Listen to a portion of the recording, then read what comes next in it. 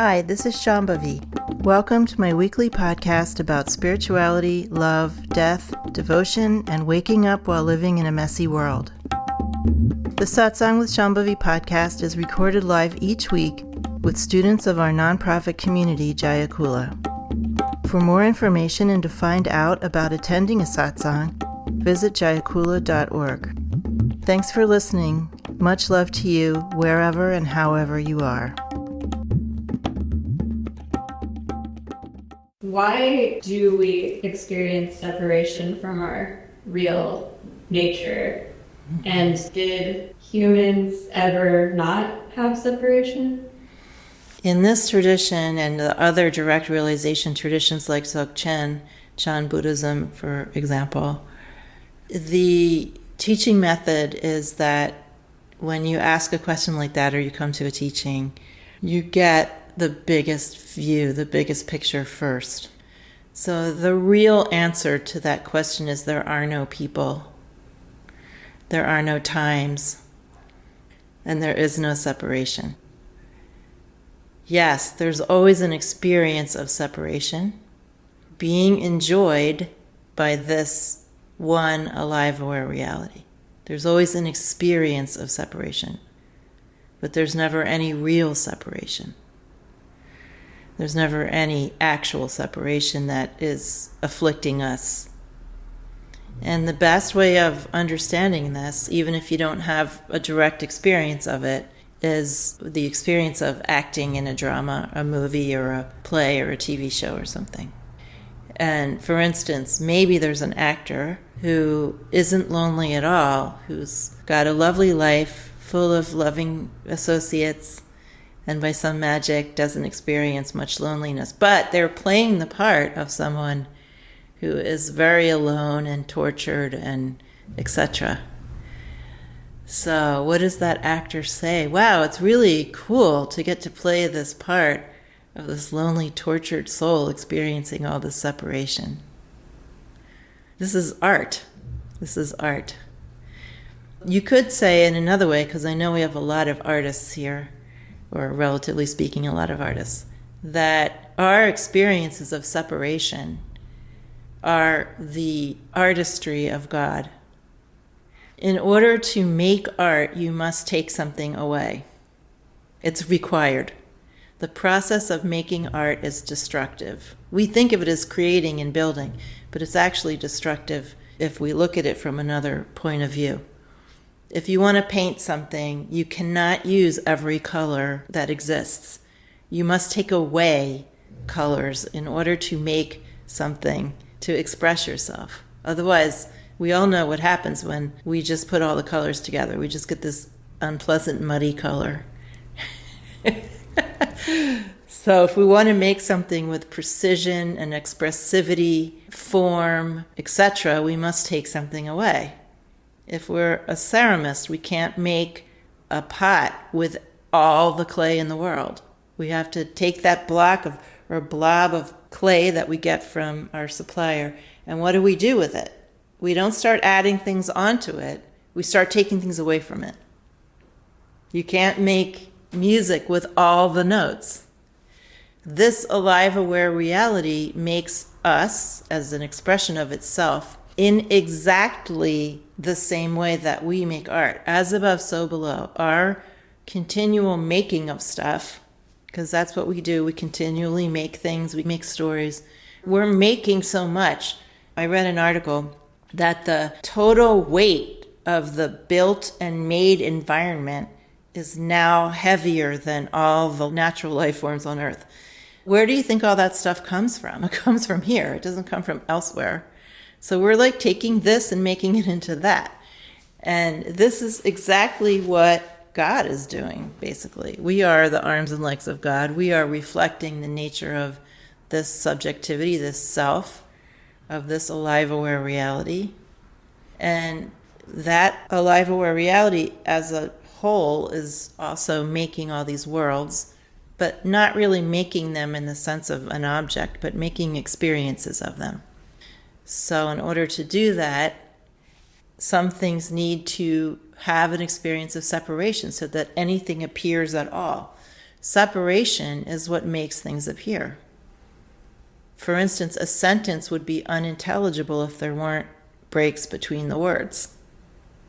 That's a fundamental property of all of intelligible life, that there appear to be breaks between things. And even when we are more awake and having more of an experience of continuity all of the time, it's not like everything fades to some sort of pink or purple haze. We all know what that is. That's a literal pipe dream. When we're more awake, what happens to our perceptions? One of the ways we could describe waking up is that the gates of our perceptions open. We perceive more. We perceive with more nuance. We perceive with more depth. So, contrary to maybe some popular idea of awakening where everything just sort of blurs into some blurry oneness, actually everything gets sharper and more defined, and the aesthetic qualities of everything come out even more. The edges get sharper, the colors get brighter, the forms get more electrifying. The detail pops out even more from our hearing and our touch and our vision and etc. So then we are enjoying things. For instance, let's say we have an accident and we cut ourselves in the kitchen and we're bleeding. Well, if we're stuck in concept land of human beings with no idea about this fundamentally aesthetic and creative property of all of existence, we're just upset that we cut ourselves and we're focusing on the pain, we're worried, we're just basically upset. But if we're more awake, we are also experiencing the pain, because pain is one of the flavors, one of the experiences that is part of this reality. But we're also like, ooh, look at that blood. Wow, cool. Look how rich and dark it is, and look how it looks against my skin, and it's just like dripping. I wonder what I look like inside, underneath my skin now. Oh, I can look into my body. Cool. So when our perceptions are more open, we're first of all noticing more the aesthetic qualities of things, the colors, the shapes, everything is more vibrancy. So we're noticing it more. We're more curious about things. We relate to things more as aesthetic experiences. Things like pain become more interesting than they are upsetting. And everything has that quality of just this intense aliveness that we're enjoying. It's not that we stop experiencing the apparent separation. We actually enjoy it more. And this is why one of the central symbols of this manifest life is not a pink cloud, turns out. It's actually a city. One of the central, you could say metaphor, but that's a pretty degraded word for what this really means. It means that a city is a living symbol or an emblem, a direct communication from this alive aware reality of how it is enjoying itself. If we look in the tantric tradition of West Bengal and of North India, both of those traditions for a long, long time, since cities were built, have been using that idea of the city to talk about our experience here in this theater of manifest life. And so what is the city? The city is where you go to enjoy diversity. It's not where you go to sit in a pink cloud and drink cloud coffee. There is no diversity or difference or separation or objects or people or worlds or time in an absolute sense in the way that we talk about them. They don't exist in the way we normally talk about them. But they do exist as real experiences that are available to us in this theater of the city of all manifest reality. We're not going from it doesn't exist in the way we think it does to it doesn't exist. We're not doing that trick. We're not going from there are no objects or worlds or people to everything is unreal. We are not doing that. We are going from things aren't the way we initially perceive them with our limited senses and our limited access to wisdom. But they do exist in this other way that we begin to perceive when the gates of our perception open. So if I were that actor in that movie or play that I was talking about earlier, who had a happy life, didn't feel loneliness too often, and then was playing the part of someone really, really lonely and suffering and tortured by loneliness, if I remember that I'm just playing that part, it's an appearing of a very, very lonely, tortured person, not a real lonely, tortured person in that sense that we talk about, then I'm having fun. I think it's interesting, and I'm having fun doing it, and it's challenging, and I'm getting to learn a lot about myself doing it, and I'm sharing things with other people, and it's fun. But if I somehow forget that I'm an actor, and now I suddenly think I am that person, now suffering begins, real suffering. Over here, where we've forgotten the basically theatrical, magical display nature of reality, we suffer. Over here, we're in the same world, but we've remembered what the real nature of it is. And now we feel pain, but we don't suffer. Those are two different things. Suffering involves attachment. Pain is just natural and normal. You know, if an enlightened person breaks their ankle, they're going to feel pain, period. That's the nature of appearing in a human body. They're just not going to relate to the pain in the same way. They're not going to say, "Who put that curb there?"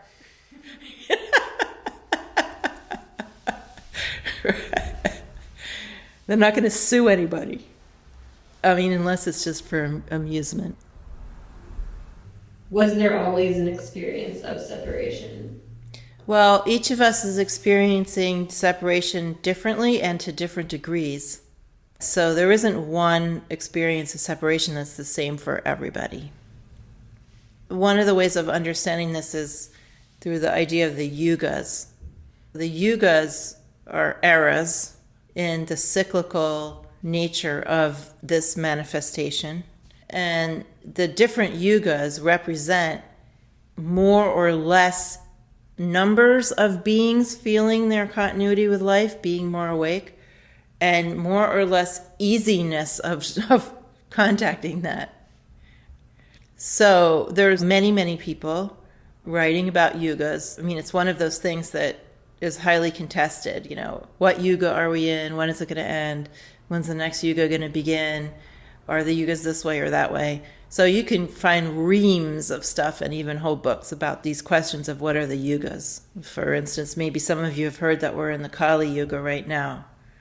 And that is supposed to be the yuga where we have the greatest experience of separation, where we have the most impaired access to wisdom.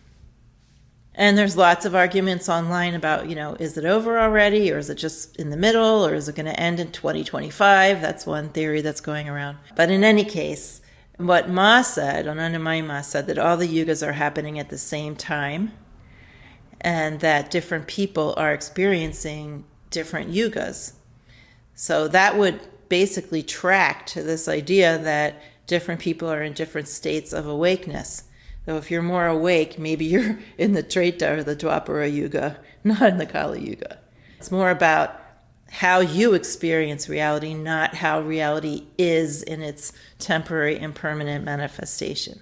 That actually makes a lot of sense to me. If you're living in the Kali Yuga, then you're experiencing less access to wisdom. But the other thing that is said about the yugas, specifically about the Kali Yuga, is that in its infinite mercy and compassion, this alive aware reality has made it so that people in the Kali Yuga can do very simple practices and have a bigger result than they would in other yugas. So for instance, singing kirtan or chanting simple mantras could have a bigger effect than they would in maybe the Dwapara Yuga, because it is recognized that beings in the Kali Yuga aren't capable of doing the long, complicated, intense kinds of practices that might be done in other yugas. Satsang is also one of the practices most recommended for the Kali Yuga. But we also need to remember that all of this just means one very simple thing, and relating to what is your experience of separation is how much access you have to the wisdom of the nature of the self.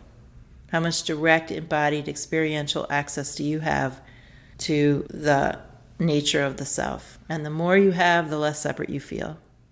The less you have, the more separate you feel. And of course, we're on an infinite continuum. And what helps us is grace, but also doing sadhana, doing practice, helps us to get more contact with wisdom, get more wisdom about the nature of the self. And so in tandem with that, we also feel less separation and we experience more devotion. There's a famous Rumi quote. He says, "What you are seeking is seeking you."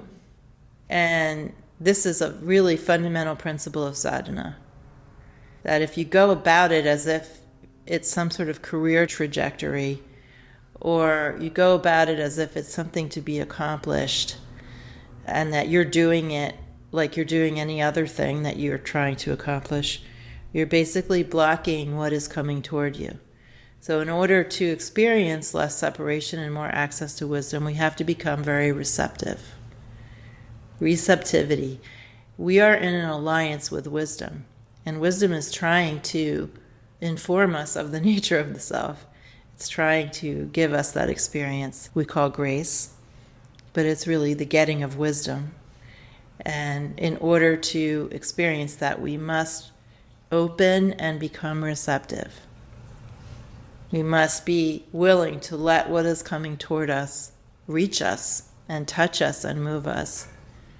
And that is a tall order for people in this age who are constantly trying to achieve something, because that has to be let go of. That motivation has to be let go of in order to receive what is coming toward us, what is seeking us.